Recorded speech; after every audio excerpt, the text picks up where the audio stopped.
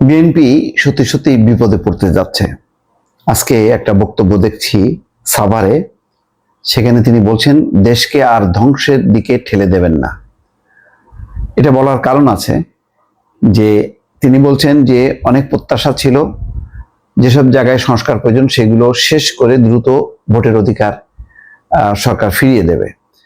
কিন্তু এখন নতুন খেলা শুরু হয়েছে। কিছু কিছু দল বলছে জাতীয় নির্বাচনের আগে স্থানীয় সরকার নির্বাচন করতে হবে।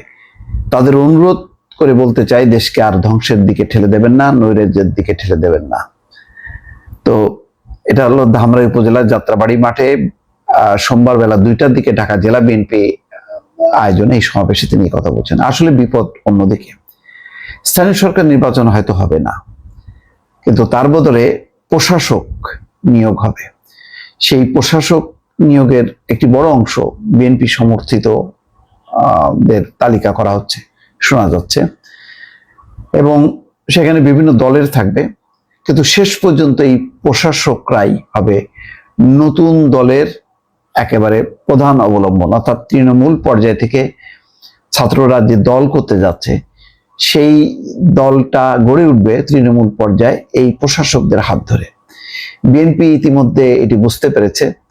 বিএনপির পক্ষ থেকে হয়তো বলা হবে যাতে বিএনপির কেউ এই প্রশাসক পদে নিযুক্ত না হয়। কিন্তু সেটা কি যাদেরকে প্রশাসকের নিয়োগ দেওয়া হবে তারা কি মানবেন? এটা একটা কঠিন চ্যালেঞ্জের মধ্যে কিন্তু পড়লো। আজকেই একটি সভা হয়েছে, প্রায় 4 শতাধিক তৃণমূলের নেতা সেখানে উপস্থিত ছিলেন, এবং সেখানে বলা হচ্ছে যে যেহেতু নির্বাচিত প্রতিনিধি নেই ইউনিয়ন পরিষদ জেলা উপজেলায়, এবং বিএনপি যেহেতু চায় যে জাতীয় নির্বাচনের আগে স্থানীয় সরকার নির্বাচন যাতে না হয়, তো স্থানীয় সরকার নির্বাচন আপাতত হবে না। কিন্তু জনগণের অনেক দুর্ভোগ হচ্ছে এবং জনগণ সেবা থেকে, নাগরিক সেবা থেকে বঞ্চিত, এবং জনগণ যে সমস্যা হচ্ছে, নাগরিক সেবা হচ্ছে, এই বিষয় নিয়ে হয়তো সামনে কিছুদিন বেশ কিছু শোডাউন হবে, সভা হবে, সমাবেশ হবে, সেখানে জোরে সোরে চিৎকার করা হবে আমরা সেবা পাচ্ছি না, আমরা নানা রকম সমস্যায় নিপতিত।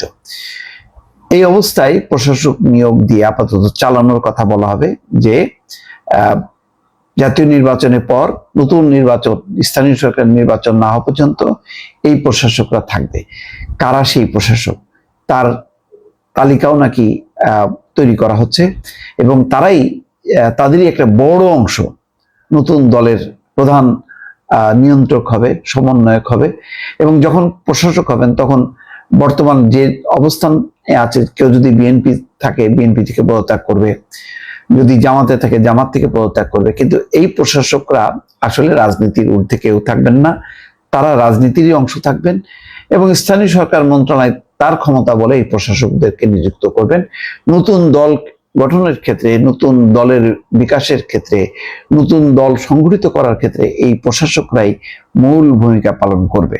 সুতরাং বিএনপির জন্য একটা বড় ধরনের চ্যালেঞ্জ, বড় ধরনের একটা থ্রেট এটি বিএনপি ইতিমধ্যে জানতে পেরেছে, এবং তারা এই পরিস্থিতি মোকাবেলার জন্য সংগঠিত হচ্ছে। ফলে সার্বিক বিষয়ে একটি প্রতিকূল পরিস্থিতির মধ্যে পড়েছে বিএনপি। তার প্রেক্ষিতেই মির্জা ফখরুল ইসলাম আলমগীর বলছেন দেশকে আর ধ্বংসের দিকে ঠেলে দেবেন না। অর্থাৎ বিএনপি চরম উদ্বেগ উৎকণ্ঠা প্রকাশ করছে, এবং সেই সাথে এখন সামনের যেই পরিস্থিতি, রাজনৈতিক পরিস্থিতি যথেষ্ট পরিমাণ প্রতিকূল হবে। এই প্রতিকূল পরিস্থিতি বিএনপিকে এখন মোকাবেলা করেই নির্বাচনের পথে এগোতে হবে।